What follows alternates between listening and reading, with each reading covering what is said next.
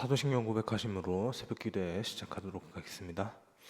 전능하사 천지를 만드신 하나님 아버지를 내가 믿사오며 그 외아들 우리 주 예수 그리스도를 믿사오니 이는 성령으로 잉태하사 동정녀 마리아에게 나시고 본디오 빌라도에게 고난을 받으사 십자가에 못 박혀 죽으시고 장사한 지 사흘 만에 죽은 자 가운데서 다시 살아나시며 하늘에 오르사 전능하신 하나님 우편에 앉아 계시다가 저리로서 산자와 죽은 자를 심판하러 오시리라.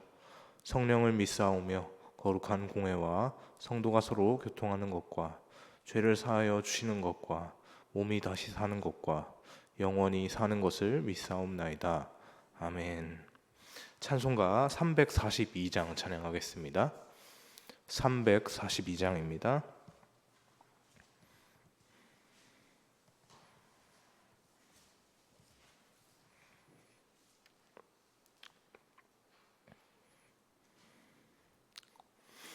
너 시험을 당해 죄 짓지 말고 너 용기를 다해 곧 물리치라. 너 시험을 이겨 새 힘을 얻고 주 예수를 믿어 늘 승리하라. 우리 구주의 힘과 그의 위로를 빌라. 주님 내 편에 서서 항상 도우시리.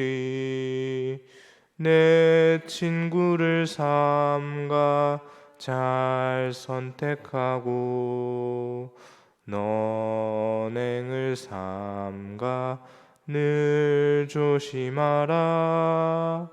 너 열심을 다해 늘 충성하고 온 정성을 다해 주 봉사하라.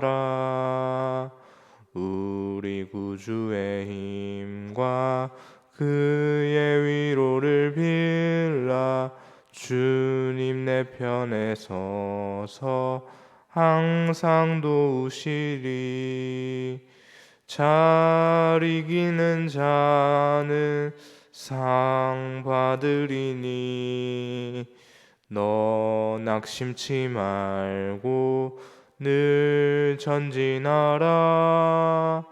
내 구세주 예수 힘 주시리니 주 예수를 믿어 늘 승리하라.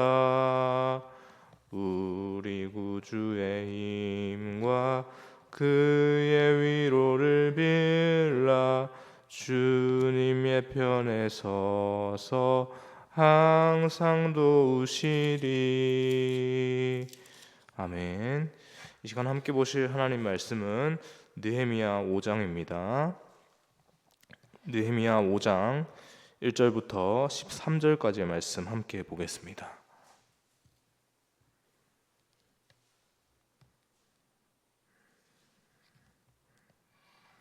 느헤미야 5장 1절부터 13절까지 말씀입니다. 찾으셨으면 제가 먼저 1절 말씀 읽고 교독하다가 마지막 절 13절 함께 보도록 하겠습니다. 1절입니다. 그때 백성들이 그들의 아내와 함께 크게 부르짖어 그들의 형제인 유다 사람들을 원망하는데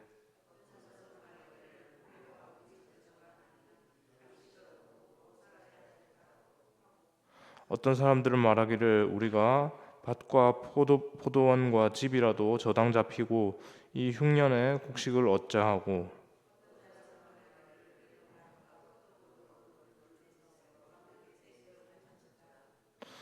우리 육체도 우리 형제의 육체와 같고 우리 자녀도 그들의 자녀와 같거늘 이제 우리 자녀를 종으로 파는도다.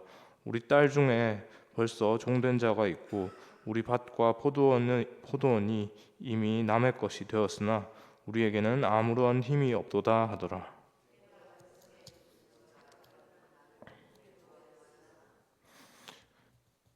깊이 깊이 생각하고 귀족들과 민장들을 꾸짖어 그들에게 이르기를 너희가 각기 형제에게 높은 이자를 취하는도다 하고 대화를 열고 그들을 쳐서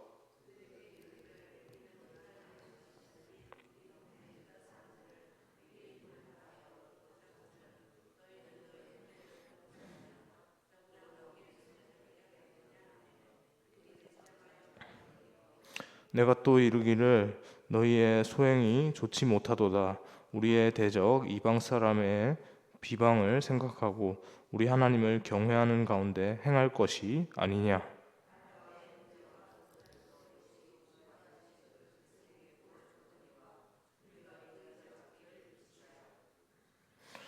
그런즉 너희는 그들에게 오늘이라도 그들의 밭과 포도원과 감람원과 집이며 너희가 구워준 돈이나 양식이나 새 포도주나 기름의 100분의 1을 돌려보내라 하였더니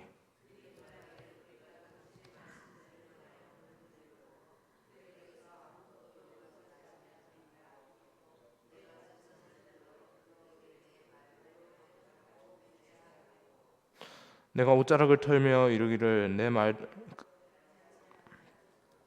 모두 하나님이 또한 이와 같이 그 집과 산업에서 털어버리실지니 그는 곧 이렇게 털려서 빈손이 될지로다 하매 회중이 다 아멘하고 여호와를 찬송하고 이 백성들이 그 말한 대로 행하였느니라. 아멘.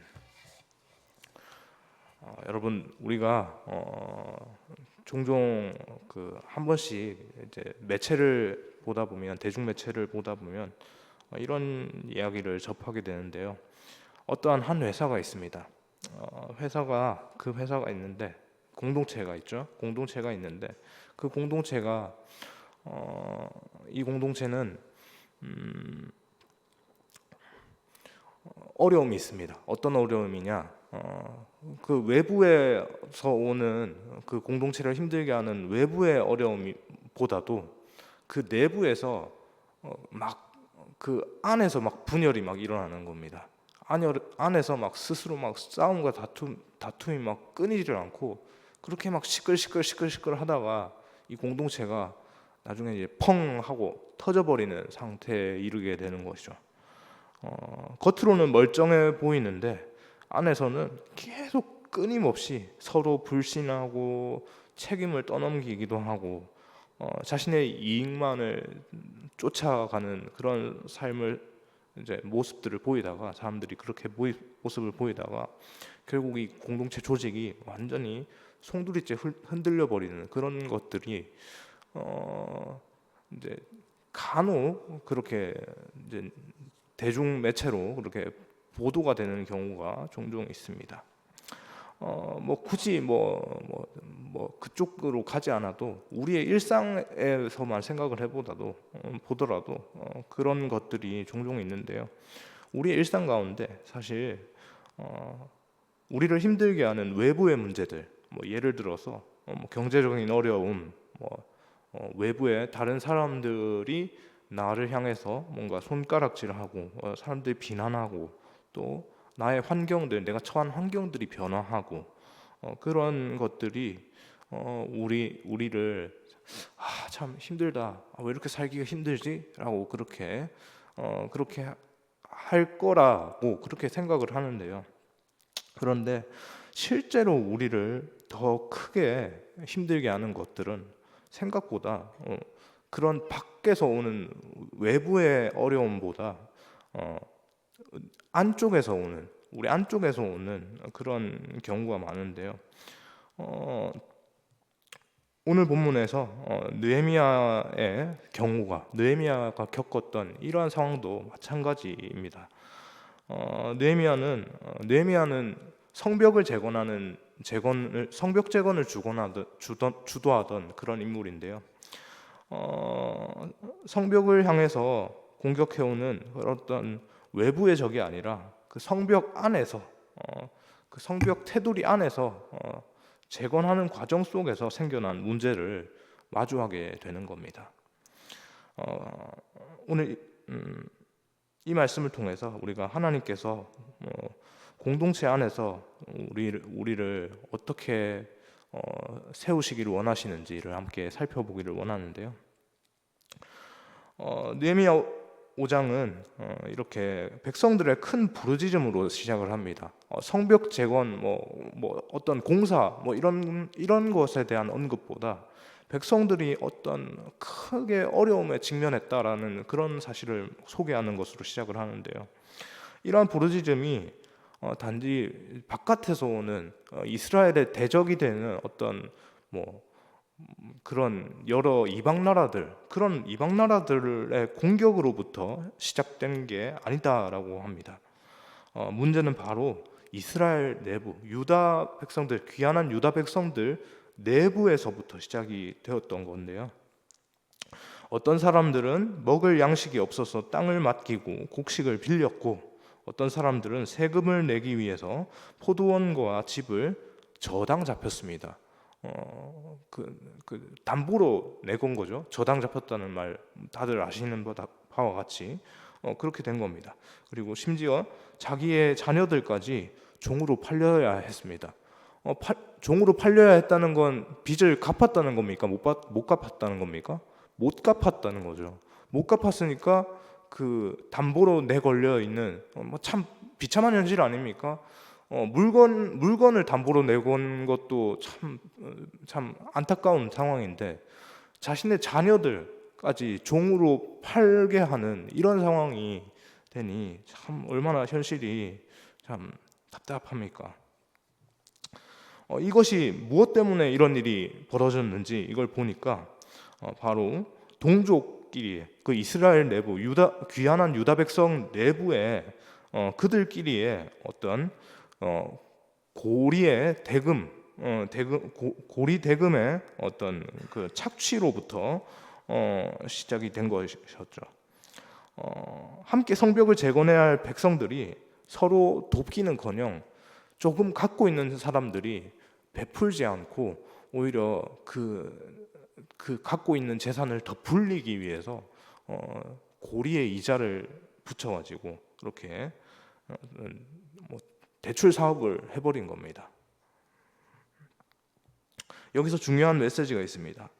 하나님께서 기뻐하지 않는 죄는 밖에서 오는 공격보다 안에서 자라는 탐욕과 관련된 어떤 내 것 외에 다른 것들은 내가 일절 보지 않겠다라고 하는 그런 무관심에서부터 오는 경우들이 많다는 겁니다. 그냥 철저히 내 중심에서 생각을 하는 거죠. 그러니까 결국에 이제 공동체의 어려움들을 생각하지 못하고 그런 것들을 향해서 인색해져서 그렇게 이런 일들이 생기게 되는 겁니다. 에스라와 느헤미야 시대 전체를 보면 하나님께서 성전을 다시 세우게 하시고 성벽을 재건하게 하신 이 모든 목적, 그 모든 목적은 단순히 건물을 짓는 것이 아니라 백성을 회복시키시는 일이었습니다. 그런데 성벽이 높아지고 외부의 위협이 약해질수록 백성 안에서는 오히려 마음이 무너지고 있었던 것이죠. 성벽은 높아지고 외부로부터 오는 위협들은 이제 좀 정리가 되어질 수 있는데, 그런데도 여전히 그 백성들의 삶은 이렇게 힘들어서 허덕허덕거리고 그렇게 있는 겁니다. 그 상황에서 하나님께서 우리에게도 그 상황 가운데 있는 우리에게도 하나님께서 질문을 하실 것이라 생각이 되어지는데요. 너희가 정말 지켜야 할 성벽이 어디에 있느냐라고 한번 우리가 생각을 해보기를 소망합니다. 바깥의 공격보다 내 마음의 죄와 공동체 안의 죄를 그 내부의 것들을 더 경계하라는 말씀입니다. 느헤미야는 이 백성들의 어려움에 처한 이 현실들, 이 소식을 듣고 크게 분노합니다. 6절 말씀을 보니까 크게 분노를 하는데요. 그러나 분명하게 분노하지만 이렇게 우리 분노했다고 해서, 우리는 사실 분노했다고 하면 어감 자체가 어떻습니까? 분노라는 그 단어가 주는 어감이 상상을 하면 으악 하면서 이렇게 막 화를 막 불태우면서 막 이렇게 막 했을 것 같은 그런 느낌이 드는데 느헤미야는 결코 분노했지만 이렇게 감정적으로 막 폭발하지는 않았던 걸로 보입니다. 본문이 이렇게 말을 하고 있거든요. 7절을 보니까 내가 깊이 생각하였다라고 그렇게 말을 합니다. 여기서 우리가 중요한 사실을 배우는 거죠. 보는 거죠. 정말 그리스도인으로서 품어야 할 분노의 자세, 그 분노의 자세는 결코 감정적으로 터지는 분노가 아니라는 겁니다. 분명히 화가 나고 분명히 마음 아프고 분명히 이렇게 막 이럴 수 있지만 그런 것들을 내 감정에 치우쳐가지고 확 그냥 쏟아내기보다 그럼에도 불구하고 그러한 사실을 하나님께서 어떻게 해결하기를 원하시는지 기도하는 마음으로 깊이 생각하며 그렇게 나아간다는 것이죠. 기도 없이 터뜨리는 분노는 파괴를 남기지만 하나님 앞에서 숙고한 분노는 회복을 만들어냅니다. 느헤미야는 그 귀족들과 관리들을 책망하면서 말을 합니다. 너희가 각각 형제에게 높은 이자를 취하고 있다. 그리고 그들을 모아서 공개적으로 회개와 결단을 촉구하는데요. 그 결과로 그들이 담보로 잡은 땅과 집과 이자를 모두 돌려줄게요. 그렇게 돌려주겠다라고 맹세를 합니다. 여기서 중요한 장면이죠. 느헤미야가 제사장들을 불러 그들에게 맹세하게 하고 옷자락을 털면서 말을 합니다. 이 일을 행하지 아니하는 자는, 오늘 우리 읽었던 마지막 절 13절 말씀이죠. 이 일을 행하지 아니하는 자는 하나님께서 그를 털어내실지어다. 느헤미야는 단지 문제를 지적하는 데서 끝나지 않았습니다. 죄를 끊어내도록 실제적인 조치를 취하게 했죠. 오늘 우리에게도 동일합니다. 말씀 앞에서 죄를 깨닫는 것만으로는 충분하지 않습니다. 죄를 끊어내고 돌이키고 삶의 방향을 바꾸는 그런 회개의 모습이 필요한 것이죠.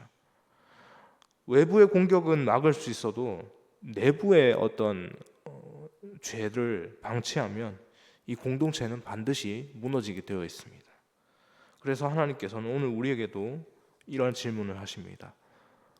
너희 안에 있는 썩어져 있는 문제가 있다면 그 안에 있는 문제들을 언제까지 덮어둘 것이냐? 결코 덮어두는 것만이 능사가 아니다.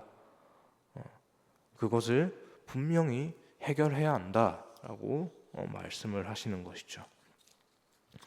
문제를 해결한 이후에 느헤미야는 오늘 우리 읽었던 13절 이후에 14절부터 19절이 되는 오늘자 매일 성경의 그 본문을 보면 느헤미야는 자신의 삶의 태도를 나누는 것을 볼 수 있는데요. 그는 총독으로 임명된 후 12년 동안 결코 그가 총독으로서 받을 수 있는 총독이니까 어떻습니까? 관리입니다. 고위 관리입니다. 그 고위 관리가 우리나라로 치면 고위 공직자의 그 위치인데, 고위 공직자니까 아무래도 그 수입이 상당하지 않겠습니까? 고수입의 어떤 고연봉자일 텐데, 그가 이제 고위 관리로서 받을 수 있는 녹과 세금, 어떤 그 받을 수 있는 수입들, 그런 것들을 전혀 받지 않았습니다. 왜 그가 그런 모습들을 보였습니까? 본문은 분명하게 말을 하고 있죠. 하나님을 경외해서, 느헤미야가 하나님을 경외함으로 그렇게 행했다라고 그렇게 말을 합니다. 또한 그는 백성의 짐을 가볍게 하기 위해서 자신의 식탁을 열고 많은 사람들을 먹였습니다. 하지만 그 모든 부담을 백성에게 결코 내가 이만큼 이렇게 했으니까 내가 너희에게 이렇게 좀 요구를 좀 해야겠다, 그렇게 하지 않았습니다. 이런 느헤미야의 모습에서 우리가 진정으로 방향을 잡고 나아가야 할 우리 신앙인의 모습을 보게 되는데요. 자기 권리를 주장하지 않고 남에게 짐을 얹지 않고 하나님 앞에서 정직하게 살고 조용히 묵묵하게 섬기는 사람, 그러한 사람을 하나님께서 진정으로 공동체의 리더로 세우시길 원하시고 그렇게 그 사람들을 통해서 일을 하시기를 원하시는 것이죠. 느헤미야는 마지막에 이렇게 기도합니다. 19절 말씀에 보니까요, 하나님이여 나를 기억하사 복을 주옵소서 라고 기도를 합니다. 사람에게 인정받는 것이 아니라 하나님께 기억되는 삶을 살았다는 겁니다. 그의 요구는 사람에게 향하지 않았습니다. 하나님께 향했죠. 어쩌면 이게 참 현명하지 않습니까? 사람에게 향하면 어떻습니까? 괜히 그 사람을 향해서 기대하게 되고 부담 주게 되고 그렇게 하는데, 결코 그런 모습으로 향하지 않고 모든 걸 다 갖고 계신 전지전능하신 불가능함이 없으신 하나님께, 하나님 저를 좀 봐주십시오. 하나님 저를 좀 기억해 주십시오 라고 이렇게 간절하게 부르짖는 것이죠. 가정에서도 교회에서도 직장에서도 하나님을 경외하는 사람을 통해서 회복이 시작됩니다. 하나님께서 그렇게 그 사람들을 쓰십니다. 말씀을 정리하겠습니다. 오늘 느헤미야 5장은 성벽을 무너뜨리는 그런 위험 요소에 대해서 언급이 되어 있는데요. 그런 위험 요소는 생각보다 밖에서, 성벽 밖에서 와, 저 성벽 높네, 저거 무너뜨려 볼까라고 하는 그런 밖에서 오는 위협보다 그 내부 안에서 스스로들 그렇게 분열하는 모습 속에서 공동체가 그렇게 무너질 수 있는 상황들이 많다라고 그렇게 보여주는데요. 느헤미야는 그 공동체 내부의 문제를 결코 외면하지 않았습니다. 기도하며 분별을 했고 용기 있게 직면했고 회개와 변화로 이어지게 했습니다. 자기 권리를 내려놓고 백성을 살리는 길을 택했죠. 오늘 하나님은 우리에게도 말씀하십니다. 너희 안에, 너희 마음 안에, 너희 공동체 안에 무너진 성벽과 혹은 무너진 방치된 문제가 있지는 않느냐? 하나님을 경외하는 삶이 너희의 삶을 통해서, 우리의 삶을 통해서 드러나고 있는가? 라고 하는 그런 질문을 오늘 우리 이 본문을 통해서 말씀을 하시는 것이죠. 외부 환경이 좋아져서 회복되는 것이 아니라 안에서부터, 우리 내면과 공동체 안에서부터 말씀 앞에, 주님의 말씀 앞에 바로 서는 순간 하나님의 새 일이 시작될 줄 믿습니다. 오늘 하루 성벽 밖에, 우리 바깥쪽에 있는 문제보다 우리의 마음과 우리 공동체와 우리의 가정과 어떤 우리가 속한 모든 공동체 내부 가운데서 하나님께서 만지시길 원하시는 부분을 보게 하시는, 그리고 발견할 수 있는 그런 은혜가 있기를 소망합니다. 그리고 느헤미야가 14절부터 보여준 그러한 모습들, 자신의 권리들, 자기가 뭔가 고위관리로서 받을 수 있는 모든 그런 대우들, 그런 조건들, 그런 것들 다 내려놓고 하나님 앞에서 철저하게 겸손하고 함으로 공동체를 섬기는 마음으로 그렇게 나아갔던 그런 느헤미야의 모습이 우리의 삶 가운데도 있기를 소망합니다. 느헤미야가 대단하니 느헤미야를 닮자라가 아니라 느헤미야를 그렇게 움직이게 하시는 하나님의 마음을 보자는 겁니다. 그래서 그 하나님께서 주시는 마음을 따라서 그렇게 행할 수 있는 우리의 삶이 되어질 수 있기를 소망합니다. 기도하겠습니다. 하나님 감사합니다. 하나님 우리를 어렵게 하고 우리를 무너뜨리는 이런 여러 가지 정말 힘들게 하는 그런 상황들이 생각보다 우리 외부 밖에서 오는 것임을 우리가 많이 보게 됩니다. 많이 느끼게 됩니다. 하나님 그러한 내부의 문제들을 우리가 결코 방치하지 않고 덮어두지 않고 적극적으로 해결을 하되, 그렇다고 해서 아무 생각 없이 그냥 맹렬하게 분노하고 그렇게 맹렬하게 화내고 그렇게 하는 것보다 하나님 앞에 기도함으로 지혜롭게 그 문제들을 적극적으로 해결할 수 있는 자세가 우리 마음 가운데 우리의 삶 가운데 있게 하여 주옵소서. 하나님 그리하는 가운데에서 우리가 기억해야 할 것, 어떠한 모습, 어떤 사람의 어떤 그런 모습을 따라서 그것을 담자가 아니라 하나님께서 우리에게 이러한 마음을 주시는데 그 마음 주시는 하나님을 저희가 우리의 마음 가운데서 바라보길 원합니다라고 하는 하나님께 집중하는 삶이 우리의 마음 가운데 회복되게 하여 주옵소서. 그래서 하나님께만 우리의 시선을 고정하여서 세상의 어떤 기준대로 우리 살아가는 것이 아니라 온전히 하나님만을 붙잡고 그렇게 살아가는 하나님 중심의 삶을 살아가게 하여 주옵소서. 감사합니다. 이 모든 말씀 살아계신 예수님의 이름으로 기도합니다. 아멘.